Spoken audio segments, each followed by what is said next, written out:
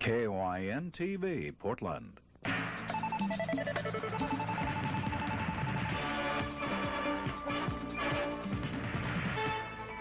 Mt St Helens is resting fitfully now following its devastating rampage yesterday that killed at least 6 people, left 29 missing, changed the lives of hundreds of others, and caused hundreds of millions of dollars in damage. That volcanic cloud of steam, smoke, and ash is now spread to the Midwest, where officials as far away as Kansas have issued health warnings to people with breathing problems to take precautions. And Mike, all the scientists don't know what's going to happen right now, and they don't know how long the volcano is going to continue doing what it is doing at this hour. Ken Wu is standing by live at our observation point near Lake Merwin, Washington. He has a report for us. Ken, what's the latest? Jim, we have some late information that may be of significant importance. The preliminary information that we have right now, a military helicopter apparently has spotted 4 survivors near the base of the mountain. 4 survivors. We believe they are a family from Castle Rock, Washington. If they are survivors, they are the first of this kind to be spotted in all the wreckage and debris. The volcano continues to billow out steam, ash, and other hot debris, as you can probably see behind me right now. Scientists at the U.S. Geologic Survey in Vancouver say the pyroclastic flows of gas, newly formed rock, will eventually form a lava dome. This kind of activity could go on for months or years. They are not expecting a lava eruption. Words really cannot describe what the mountain is going through. Pictures do a better job, but even then there was a lack of dimension and depth showing the awesome nature of Mt St Helens. Reporter Bill Diez was one of the few people who got in for a real close look by helicopter today, and he tells us that sight was spellbinding. As we approached the volcano, signs of the devastation were everywhere. The flood plain that had once been the North Fork of the Toutle broadened before us. Trees that had stood tall for decades were laid waste. They littered the slopes in neat rows like so many ashy poles, their limbs shorn and incinerated by the heat blast from the volcano. How anyone could have survived the awesome display was beyond me. Yet Earl Cook, our pilot, pointed out a spot from which they'd rescued 2 plucky souls only the day before.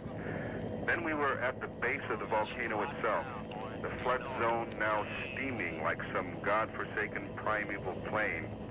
Well, you can smell it now. Let's try not to, okay? As we flew closer to the ash cloud, our pilot nervously suggested we turn back. We looked vainly for Spirit Lake, but saw nothing but cloud and mud. Scientists say the last event of this magnitude at Mt St Helens happened some 30,000 years ago. It will be centuries at least before this wound can close and the scars completely heal. Bill Diez, Channel 6 News, over the Toutle River Valley.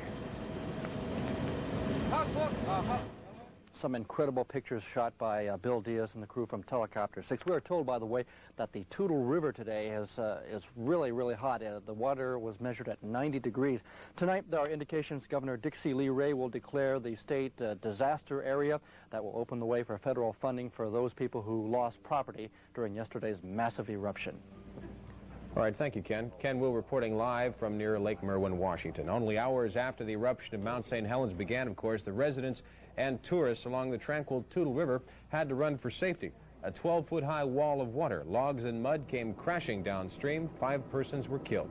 The logs came first, thousands upon thousands of them. Cascading avalanches and dislodged glaciers had knocked them all off the mountain, and they had nowhere to go but downriver, carried by the floodwaters from the melted snow and ice. The log flow took everything with it. We don't know if anybody was in this boat when the high water hit. Residents and sightseers who dared venture to high overlooks to watch the destruction, it would all happen within a matter of minutes. Fortunately, Cowlitz County, Washington deputies had evacuated most of the residents who lived near the area, part of the emergency services effort there. Then came the wave of mud that smothered everything in its path. Logging trucks were overturned, buildings destroyed or left half buried. These pictures were taken late last night at the East District Logging Camp, also known as 12 Road. Mud from the Mt St Helens volcanic eruption left the camp half buried. Fortunately, nobody was hurt here.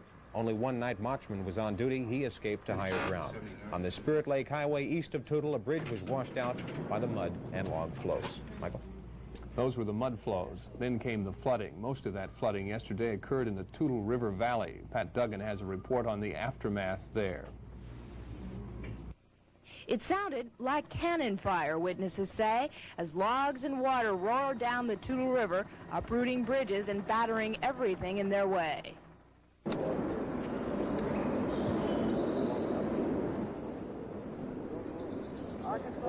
Today, except for the birds, it is quiet. But the reminders of yesterday's devastation are everywhere. Homes half buried in mud. This one belonged to Toutle Lake School Superintendent Orland Groth. When he and his wife Leona returned here last night, they found their mobile home had been thrown 250 feet from the concrete foundation. It was sitting in the middle of the South Toutle Road. At least one house was seen floating down the river. Dozens of others flooded. As one resident put it, this used to be a beautiful river. Now much of that beauty has been gouged out or covered in mud. Pat Duggan, Channel 6 News. Emergency services personnel, meanwhile, are still scrambling to assess the damage of the Mt St Helens eruption, and military and civilian rescue crews are trying to locate the missing and survivors of the flood and ashfall yesterday. Bill Diez with one Air National Guard crew yesterday from Washington State. He filed this report. The search and rescue effort is being coordinated from a ball field next to the Toutle Lake School. Air Force Reserve units have joined forces with the Washington National Guard and local police as the hunt for the missing and injured continues. We flew with the 116th Attack Helicopter Troop out of Fort Lewis, Washington. Signs of the terrible flooding that has plagued the Toutle River Valley were everywhere, with bridges out, the 12-road logging camp a near total waste, and new river channels where the old channels couldn't hold the flow. Our mission was twofold: to fly as far as possible into the ravaged area to look for survivors. We found none. And to take Toutle resident Hank Rasmussen to his home between the north and south forks of the Toutle River. I got a hunting dog worth $1,000 and I wanted to get him out. I was on my honeymoon when this all happened. I came home as fast as possible and couldn't get to my home on the South Toutle because the mud and stuff was over at the bridge there. Tried to walk in, but it was about 4 foot deep in one spot, and I turned around and came back. That was after the first mud flow, so I don't know what it looks like now. It wasn't long after that we were approaching his house. It still stood there at the edge of a grassy meadow. Rasmussen was out the door when we landed, headed straight for the spot where he'd left his dog Festus. And a few moments later, there was a joyful reunion. It was an appropriate beginning to Hank Rasmussen's day. You see, today is his birthday. Bill Diez, Channel 6 News, Toutle, Washington. Those Air National Guard and Coast Guard crews are still flying rescue missions at this hour, evacuating any and all who need help. The rescue flights began yesterday. One of the people rescued was a photographer from the Seattle television station. A medic administered first aid on the flight out. The photographer was one of about 50 persons evacuated by air. As the crews from the 20 rescue helicopters returned, they told of destruction they had seen. It was like an atomic bomb, said one person, and the pilot who flew over Harry Truman's cabin reported that the cabin appeared to be buried under 30 feet of mud and debris. Authorities therefore presume that the 84-year-old Truman was killed by the volcano, but then that's the way he said he wanted to go. Judy Rooks today talked with two of the people closest to Harry Truman. She shares with us their impressions. I talked with Truman's sister, Mrs. Geraldine Whiting of Castle Rock, and with his best friend and neighbor, Rob Smith, who visited Harry Saturday. He was, he let on that he was in good shape. He had all of his garden tools out, working in the yard. The place was spotless, sprinklers going, everything mowed and trimmed. He was looking forward to he was going to come down Monday and get a bunch of flowers put in his flower boxes and continue as normal at Spirit Lake. But Rob said that he had tears in his eyes when they left, and she said she wondered if he had a premonition. You think maybe he knew the mountain well enough to know something was happening? What do you think, Rob? Well, I think he wanted someone to be around, really. I don't think he was that tough, you know, being all alone. He liked to have the company. In retrospect, do you think he made a decision that he is happy with, or could have been happy with? Yeah, I think it's the fitting end for him. I do too. I do too. He's entombed in the place that he wants to be. What better ending after 52 years to his life, and especially at his age. Were he younger, then you might give it a little different thought. But no, I think it was meant to be. Yeah. Really. Not many men can live like that. That's right. And he even predicted his own fate. You know, when did he tell you that? Tell you what? Well, he always mentioned that he had a feeling that he'd die a violent death. Violent death. This was after Eddie passed away. He would get real emotional, and he just had this feeling. He thought it may be a car accident, something. And Eddie was who? His wife. She died 4 years ago. Wouldn't it have been awfully hard on him if he had come out and now not have anything left of the lodge that he loved? Well, yes, he said that would kill him, and it would have. It would have. Not only has he died, but he is now buried at the foot of Mt St Helens. Mount St Helens and Harry may be together forever. Thank you, Judy. Emergency services centers have been bombarded with telephone calls. A spokesman from Olympia Center says a lot of those calls have come from people trying to track down friends and relatives. He says in most cases it just can't be done. Dave Geyer says the National Guard is coordinating reconnaissance, search and rescue, and evacuation. Emergency Services Director Ed Chow says 11 National Guard helicopters were at work yesterday and 2 more were back in the air today. 2 loggers from California, I'm wrong, 2 from Oregon and 1 from California remain in serious condition at Emmanuel Hospital. Men were caught on the mountain when it started erupting yesterday. Hospital officials say the men were burned by hot gases, cinders, and ash. 31-year-old Leonate Skordahoff of Mount Angel and 36-year-old Jim Skamanski of Woodburn have burns over half their bodies. The 2 walked 8 miles before being rescued. Adding to the immensity of the situation, there's a chance that volcanic dust reaching the stratosphere could cool the northern hemisphere slightly over the next few months. It's definitely a weather story. John Walls has the weather for us right after this.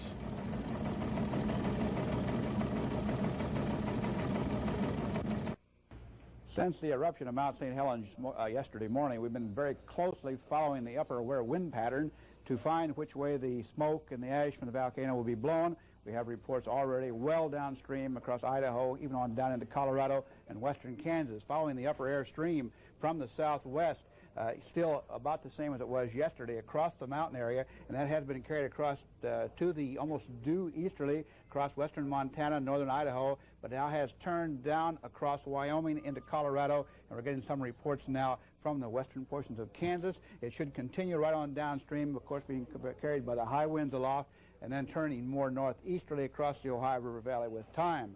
The satellite pictures we have from yesterday morning are infrared pictures. We put several together to follow that plume of smoke, because what we're looking at in the pictures now is heat. And from this time, about 45 minutes after the eruption yesterday, we'll see that plume break downstream during the course of the day yesterday.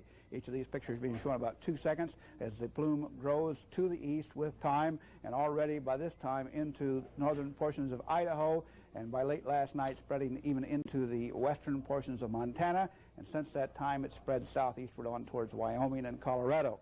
But by this morning, we find very little left, just as far as heat goes, and traveling more northeasterly now as the winds turn more southwesterly. We'll watch that continuation in the wind pattern over the next 24 hours, and it should continue downstream much in the same fashion as it has in the last 24 hours. So, Jim, we'll look more at the local weather picture when we come back in about 20 minutes. Thank you, John.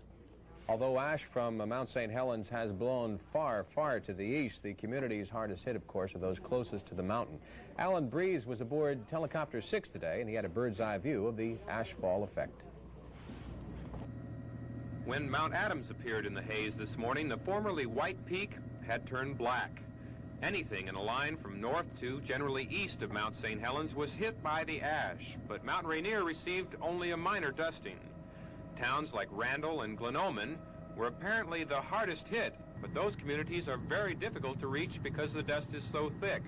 However, the 1,500 people of the community of Morton, Washington, got enough of the fallout to wish they were not downwind. Morton Police Chief Jody Ullery reports the town is closed to all vehicular traffic. Visibility occasionally improves enough for a helicopter to get in, but not to land. But most of the residents are staying indoors. Morton, only 22 miles north of the volcano, has from 3 to 6 inches of ash coating everything. Cattle can still be seen looking for a fresh place to graze, but we were not able to see any other activity from the air. We have no reports of any injuries or illness from the effects of the ash, but even after the ash stops coming down from the mountain, blowing dust will probably still be a problem for some time to come. Only a few miles to the west, at Onalaska, the grass is still green and the sky is still blue, as it is in Portland and Vancouver, where residents can be thankful the winds have kept the ash away from them and into largely unpopulated areas. However, any shift in the winds could bring the problems home in a hurry. Allan Breese, Channel 6 News, over Morton, Washington. Emphasizing the vastness of the volcanic ashfall fallout, the eruption ashfall, we understand, is muddying visibility in central British Columbia and has coated areas as far away as southern Saskatchewan. Residents in southern Alberta also reported a fine layer of ash there last night. Surgical masks were hot-selling items in Montana, Washington, and Idaho today. Montana's Governor Thomas Judge declared a state of emergency as the heavy ash fallout has been reported now over two-thirds of his state. In eastern Washington, business all but stopped as residents began to shovel ash. Wayne Faligowski has that story. Heavy ash fallout continued to accumulate throughout the night, as much as 6 inches being reported in several counties. This morning, as dawn broke, residents awoke to what appeared to be abandoned cities. Travel was severely restricted. Most airports were closed. Motorists found travel conditions treacherous. Several accidents were attributed to poor visibility. Authorities were attempting to limit travel and were requesting that all businesses remain closed for the day to keep shoppers at home. Emergency shelters have been established throughout the eastern part of the state. Most schools were closed. Thousands of travelers are reported to be waiting for the air to clear before venturing back out. Farmers fear the ash could damage immature buds and fruit. A Washington State University soil specialist analyzed the ash, finding the volcanic material to be moderately acid, which could be harmful to shallow-rooted crops like wheat, not as harmful to deep-rooted crops like fruit trees. Ranchers in the path of the cloud have been advised to move livestock into covered areas. Scientists were concerned animals grazing in ash-covered fields could develop digestion problems. Pedestrians have been warned to wear face masks when going outdoors. Those with respiratory ailments are being urged to remain indoors. It's hard to estimate the total amount of persons stranded, but one Whitman County Sheriff's deputy described the scene as a death trap to drive. Wayne Faligowski, Channel 6 News.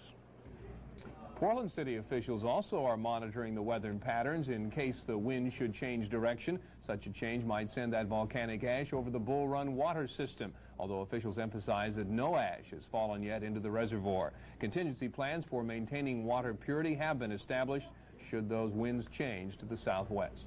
Mike Ken Wu reported on this. He touched on it at least earlier in the program. Water temperature in the Toutle River was very high today, 92 degrees in fact this morning, and fisheries biologists say that does mean a total fish kill. A 90% fish kill, meanwhile, is estimated on the Cowlitz River from the mouth of the Toutle to its confluence with the Columbia. But Washington's Department of Ecology, via water tests conducted today at Washington State University, report that the ashfall has not significantly changed the chemical neutrality of rivers and streams.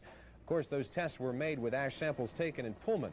Water quality specialists have not produced test results yet on waterways east of Mt St Helens.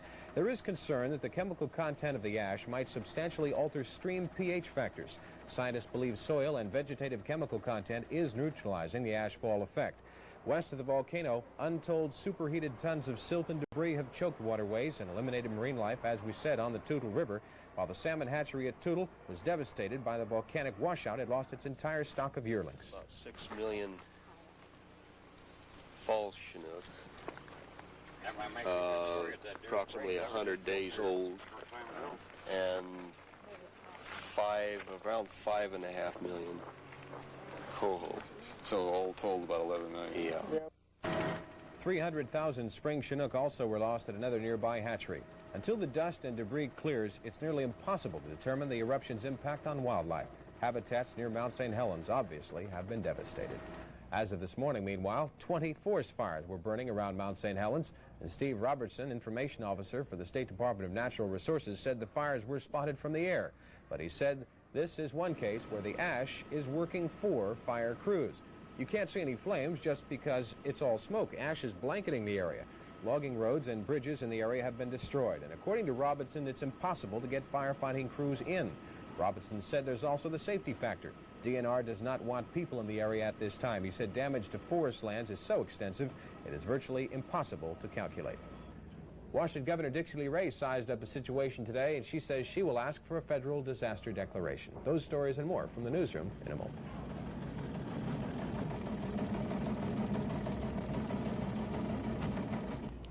Washington Governor Dixie Lee Ray took another aerial view of the Mt St Helens disaster area today, and on landing she termed the eruption problems continuing and the state's emergency response to them well in hand. We're past the point where we've been engaged almost entirely in rescue and evacuation, but we still have large numbers of people that have been displaced and have to worry about what's going to happen to them. Most of my time, the rest of today, will be spent trying to assess the damage agriculturally and throughout the state, as well as from the mudslides down the Toutle and the Cowlitz River. Governor Ray went on to say that there is no movement of motor traffic east or west through Washington's mountain passes today, and she said she would seek a federal disaster declaration. Mike. 2 Weyerhaeuser logging camps, that is, were virtually destroyed yesterday, one by the mud, the other by the ash. Company officials report that a few employees who were at the sites on Sunday escaped to higher ground, but the company's vehicles and the logs were lost. Weyerhaeuser used 3 company helicopters throughout the day to assess damages and to assist in search and rescue. In an interview with reporter Judy Rooks, company spokesman Mike Bickford refused to estimate damages to Weyerhaeuser property, simply calling them substantial. There are a number of things, including assessing what timber is down, where it is, what kind it is, and if it's accessible. What are our machinery, trucks, building, roads, bridges, and what sort of losses those are. The timber that's down, might it be salvageable? Yes, and that's what the foresters and the loggers are looking at this morning by helicopter, just what it is, where it is, and how old, and where it might be utilized if and when we can get at it. Bickford says some equipment was moved to high ground in anticipation of an eruption. That gear may be saved. Meantime, 1,400 company loggers have lost their jobs, at least temporarily. Bickford says some might be put to work on cleanup and road repair.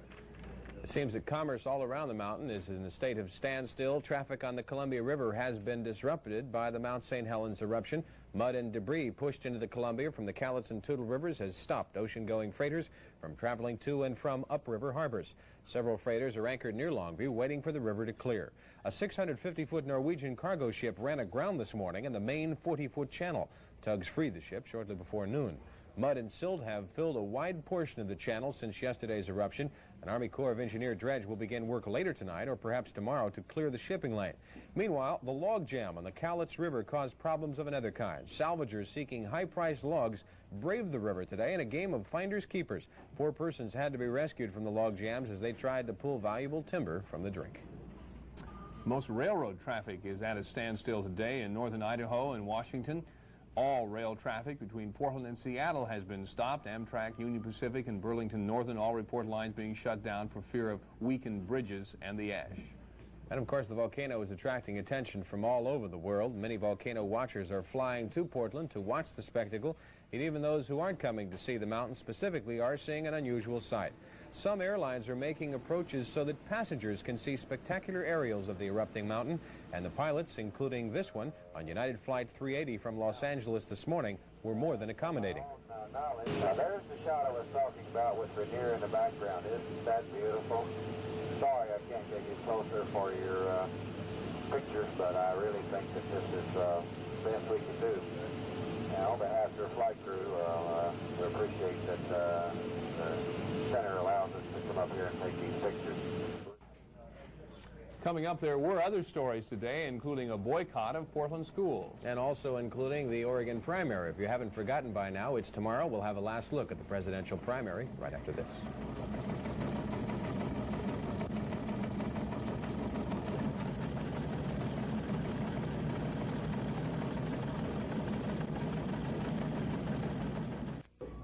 More than 10,000 students were absent from Portland Public Schools today, including about half that number black students who were taking part in a boycott called by the Black United Front. Elliott Eki has this report. The impact of the boycott was most visible at central bus stops such as this at King School. Normally, about 150 students catch buses here, but on this occasion, most buses picked up few passengers, if any. Overall, district attendance was down dramatically. The absentee rate for black students jumped by 72% over the normal Monday level. Of 7,000, only 2,000 black students went to school. The action, though, came without incident or major disruption. We're pleased that the conduct of students throughout, while not in keeping with our attendance preferences, was nonetheless exemplary. The boycott is in violation of state law. Now, how does that affect the district policy toward those who participated? Well, there's nothing very unusual about it. It's one of, if the student is not ill, the absence is recorded on their attendance record as an unexcused absence, and the school district is under no obligation to assist the student in making up the work. Black United Front co-chairman Ron Herndon applauded the broad support, saying it proves the front represents the black community.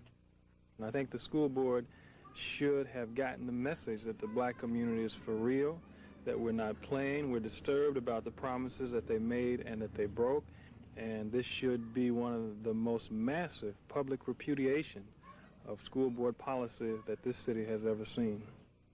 This effort on behalf of black movement interests probably will have little to do with the decisions we've made now with respect to this program, in view of the fact that we are now trying to implement a very complex set of ideas, and to change them now would be most difficult. We've always said that the boycott was the first step. There are other actions that we will be taking in the future, but we did not expect this to change the board's mind, but this was just the first step. Board member Herb Cawthorn offered a special seminar for boycotting students, but attendance there was low. What happens now, says Herndon, is up to the school board. Only concessions and kept promises will avert further action. But board member Reiki says the board is firm. It cannot give in, especially to the demand that the public be involved in the teacher selection process. Elliott Eki, Channel 6 News. All Trimet buses will soon be equipped with two-way radios. That announcement came today. Drivers have complained of an increase in violence aboard the buses. Installation of some 450 radios is expected to be completed by the end of the year, paid for by the federal government. The Oregon Secretary of State and the Multnomah County Elections Director agree with political analysts on this story. They say the Portland mayor's race is the most important contest in tomorrow's Oregon primary.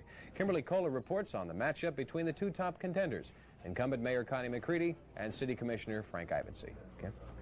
The people who are as yet undecided in their choice for mayor will determine the outcome of this contest. Here's a look at McCready and Ivancy's views on city issues. As to the Exposition and Recreation Commission's awarding of the city concessions contract to Volume Services, Ivancy says it was a basic error on the part of the city council, especially the mayor. McCready, I believe they acted legally, but the public is entitled to clear the air. Cadillac Fairview, Ivancy, unless they change the amount of subsidy they want and their design, Cadillac Fairview is down the tube as far as I'm concerned. McCready, it's a good idea if they design it the way we want it.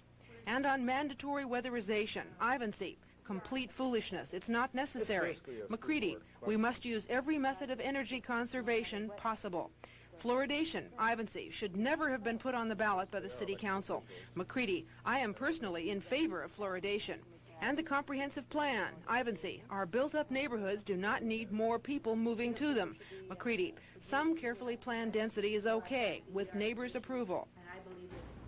I asked Commissioner Ivancy if he'd been mayor, would Dayon have pulled out? I don't think so. Dayon Corporation was a major corporation that came in here with a minimum of asking of public help or assistance, subsidies or tax exemptions. I think they felt that the City Hall was not particularly interested in the project. We were so enmeshed with this Cadillac Fairview question. We spent, I think, too much time and money on the Cadillac Fairview and at the expense of Dayon. That's absolutely false, unless he has some magic way of controlling the economy. I don't happen to have that crystal ball or that magic wand that can control our national economy. I asked each candidate why the undecided voters should vote for them. Ivancy said because of his experience and record of decision-making. McCready said because she is not afraid of the future and is a person who develops programs. Thank you, Kim. Important today, Republican presidential candidate Ronald Reagan attacked Democratic President Jimmy Carter for his credit policies. Campaigning in Oregon a day before the primary, Reagan said the Carter approach is crippling small business by laying on a severe credit crunch to fight inflation. Reagan campaigned in Beaverton today. Floyd Smith was there. When Reagan spoke to Tektronix employees in Beaverton today, he drew a somewhat larger crowd than did Bush when he spoke here last week. I believe, and it's been proven 4 times in this century, that a broad, across-the-board cut in tax rates does not necessarily result in a cut in tax revenues. It benefits each individual. It gives us incentive to work for more and earn more because we can keep more. It will also be tied to business taxes that will be reformed to increase productivity. Reagan told a questioner at Tektronix his goal in dealing with the Soviet Union is peace. He said ours is the only nation in the world that can restore world peace, and it must be done through a strong defense. He said he would be willing to negotiate nuclear arms limitation with the Russians, but not in the way SALT was negotiated, which he suggested allowed the Soviets far too much latitude and made them more arrogant toward the United States. Floyd Smith, Channel 6 News, Beaverton. Dr. John Wall's back now with more information on that dust plume from Mt St Helens. John, how far east has it headed? Well, we had earlier reports it was already into western Kansas. I just received a call from a gentleman that getting reports of ash now in the Texas Panhandle, and it'll work its way across the country in the higher levels of the jet stream, and before we're through, probably around the world. John will have the weather. Rick Metsger has a look at sports. We'll have more news. Stay with us.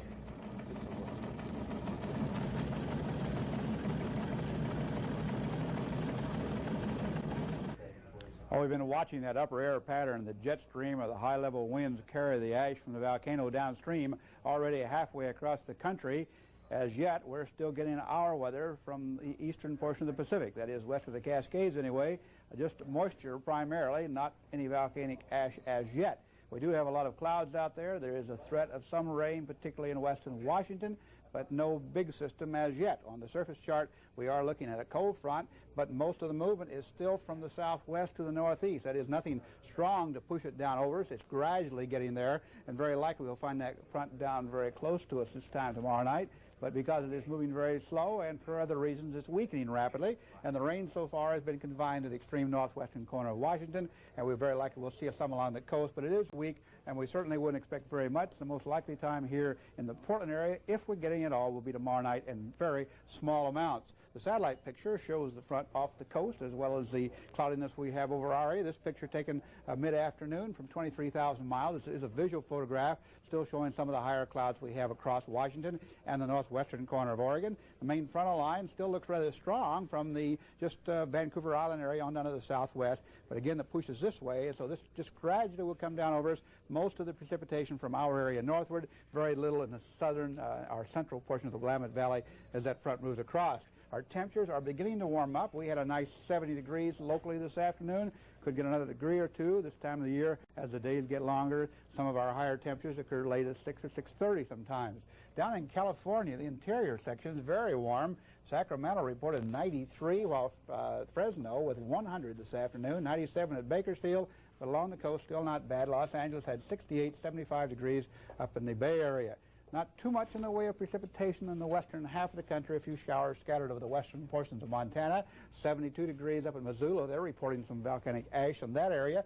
75s at Salt Lake City. Down south Albuquerque had 80. In the midsection of the country, still with no major precipitation, 74 at Amarillo. Same temperature at Kansas City, 69 at Sioux City, Iowa. Most of the weather is, again, in the eastern half of the country with many, many thunderstorms.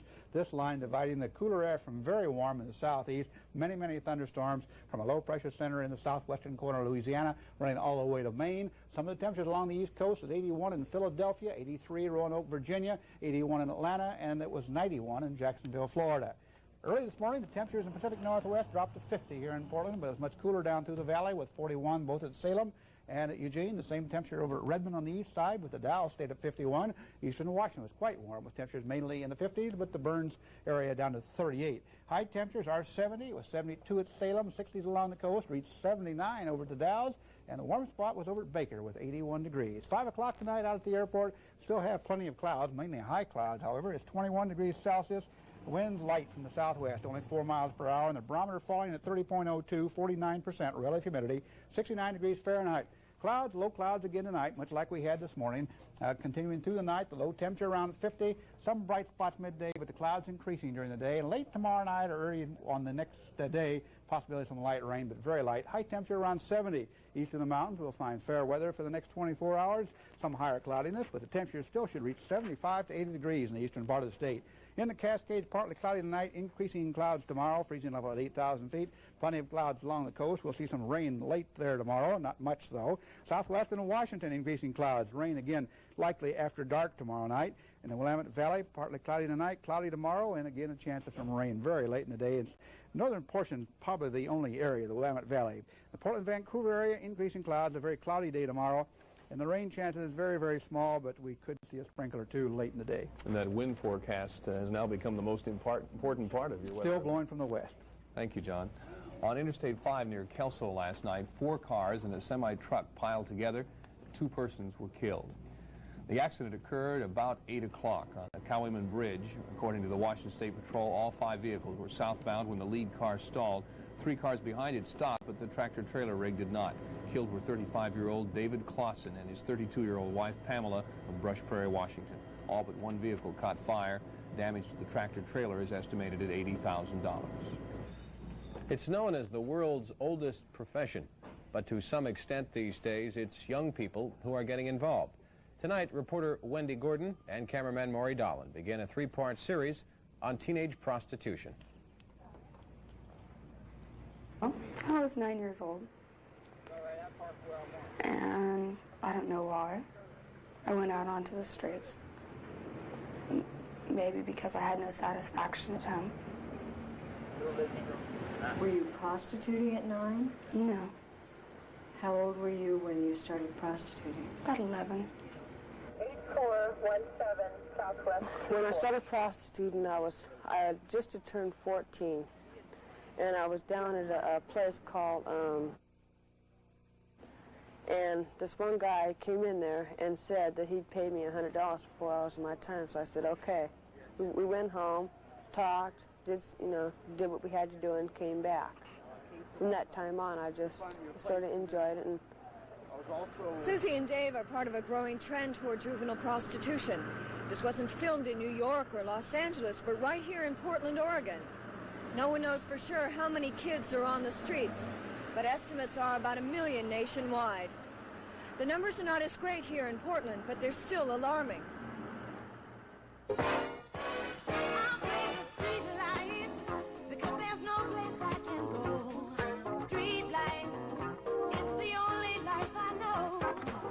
Was it last summer we picked you up?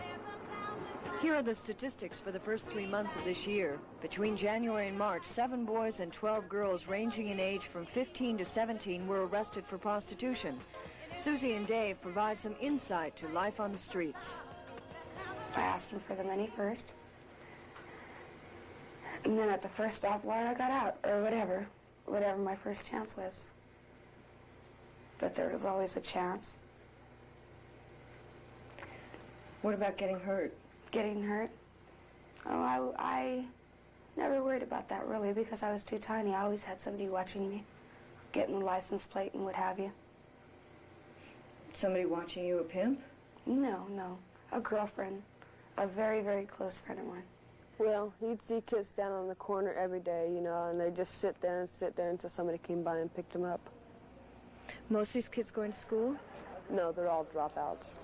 Why would they be out on the streets? Because their parents kicked them out, for being gay or something. They didn't like them or something, they just rejected them. As they get older, they find it rougher, to make a living off of it. While Portland may not be the big time, it has become a haven for teenage runaways, attracted by the liberal climate and tolerant nature. And when you're on the run with no money and no job, you do whatever you have to stay alive. Saul Shapiro, director of a youth agency known as Harry's Mother, explains. Portland is a good layover city. It's relatively hassle-free, although not as hassle-free as Eugene, for instance.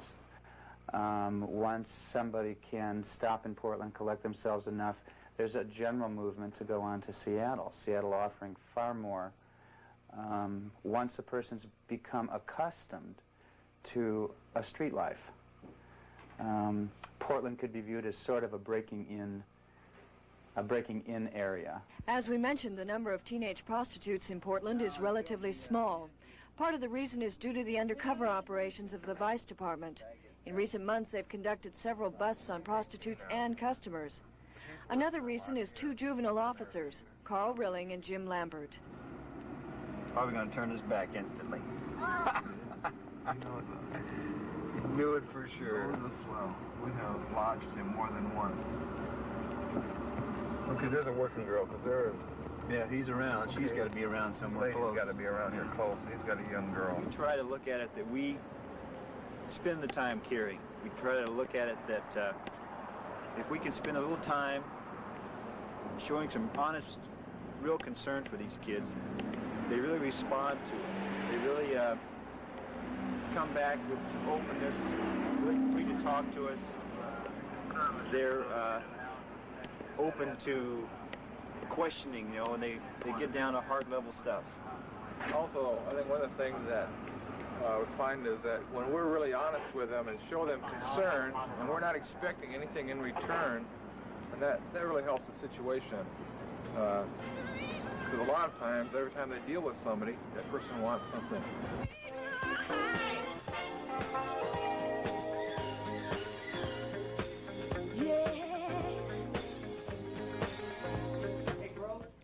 Tomorrow night, a look at how teenage prostitutes are recruited. Michael. The Lakers return as conquering heroes. Rick will have that story when we return.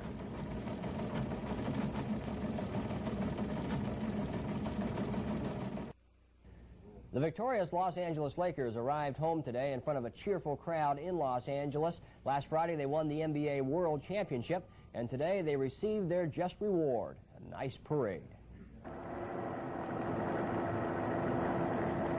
Despite 90-degree temperatures, thousands of Laker fans turned out for the parade through the streets of downtown L.A. The crowd was so large that the team members were unable to reach the steps of City Hall. The Lakers today divvied up their playoff money, voting full shares to the 10 players. That's about $25,000 apiece. Coach Paul Westhead, assistant coach Pat Riley, and the trainer Jack Curran. Also a quarter share to Spencer Haywood. Coach Jack McKinney, who put the team together and coached the first month before being seriously injured in a bicycle accident, was not voted a dime for that effort. The state AAA boys golf tournament kicked off this afternoon at Glendevere. Not one, but 2 returning champions are in the field. And the team contest, well, it should be quite a battle. Bill Schwanbeck reports. After day 1, Medford has the team lead with a 300 total for its top 4 golfers. Roseburg is next at 302, then comes Sprague at 306, South Salem at 308, and Beaverton at 309. While the battle for the top team honors is quite tight at the top, the race for the individual crown is also crowded. But tomorrow's final round should help clear that up. 7 golfers shot under par today. Tony Joyner heads the field with a 4 under 70. His older brother Shell, who took state last year, had his problems today. Here on 17, he scrambles for par. He finished at 2 over. With 72s today were Mike Wilkerson of Sweet Home and Todd Henney of Hood River. 4 golfers had 1 under 73s, and that group is Eric Johnson, shown here on 17.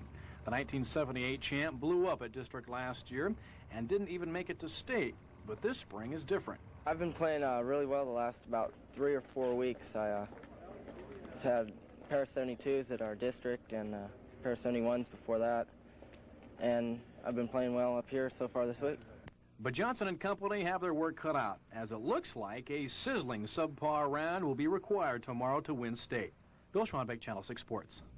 The Portland Timbers returned to action Wednesday night in Edmonton. Of course, the Portland Timbers trail the field in the National Conference West, just below another disappointing squad, the Vancouver Whitecaps. Last night, the defending NASL champions dropped another one. This time it was to Tampa Bay. The final was 3-2. Now, the Rowdies took the lead in the first half. Steve Wegerle powers one in, and it's 1-0. It became 2-0 by way of the penalty kick. Oscar Fabiani is dumped in the penalty area. On the ensuing kick, well, watch what happens. The ball is going to go to the keeper's left. The keeper will go to the right, and suddenly the margin is 2. Vancouver tied it up, though, late in the first half. It was Trevor Weimark with a line drive shot that found the range. In the second half, the Caps tied it up. Bob Belitho with his lethal left-footed shot. The Rowdies, though, weren't to be denied. They won it on Fabiani's second goal of the game. Vancouver falls to 4-6 now in the National Conference West. Only 3 days remain before the lockout is scheduled to take effect in Major League Baseball. Neither the owners or the players report any progress in contract negotiations. An 11th hour session is slated for Wednesday, but don't count on anything major happening. 2 games were completed this afternoon in the major leagues, 1 in each circuit. Otto Velez cracked home run number 9. As the Boston Red Sox fell to Toronto, the final was 7-3. And over in the National League, the Montreal Expos won number 6 in a row. Down in Atlanta, the final was 11-8. The Portland Beavers have the day off from PCL baseball action. Last night, though, pitcher Pascual Perez pitched a 5-hitter as the Beavers defeated Tacoma. The final was 4-1. Now, while Perez was doing his thing on the mound, the Beaver bats provided plenty of support. Catcher Tony Pena delivered this 6-inning triple down the right field line. Rick Lancelot comes in to score, and the Beavers win it last night, Michael. The final was 4-1. And, of course, as we mentioned, tonight there will be no more action on the diamond, but tomorrow night Portland will take on Hawaii at Civic Stadium. Just handed a new item here on Mount St Helens. 30 minutes ago, deputies in Cowlitz County noticed a mud dam 3/4 of a mile wide and 200 feet deep in Spirit Lake. As a result, people in Lexington, Cowlitz Gardens, and the Toutle area on the Silver Lake are being evacuated. That mud has stopped, but the water is backing up, and Sheriff's Office is worried about the flooding. Also, Amtrak service has now been restored between Portland and Seattle. Ray Summers will offer his impressions of the volcano when we return.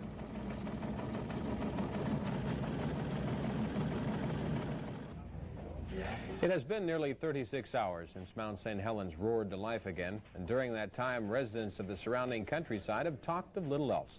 They have just watched the billowing cloud on the horizon. So, too, has our reporter at large, Ray Summers. Power. So much power. Energy. So much energy. And it goes on, not stopping. So much of everything. Perhaps scientists, students of such earthly tempests, can relate to it. Most of us cannot. Searchers tell of miles of desolation, trees swept from the land in a matter of seconds, a land where nothing stands. I see the pictures, but it does not mean I can understand just how strong it was.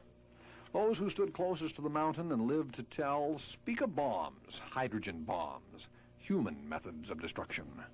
We can understand our own horrors, the destruction we create. Nature is something else. One log can be tossed in a stream, but 1,000 or 2 tossed in a river of mud and ash? I look at the pictures, but I do not comprehend. Spring floods I can understand. Runoff from a storm I can understand. But a mountain which has seemed so stable it was forgotten on the horizon, it is not an enemy I recognize.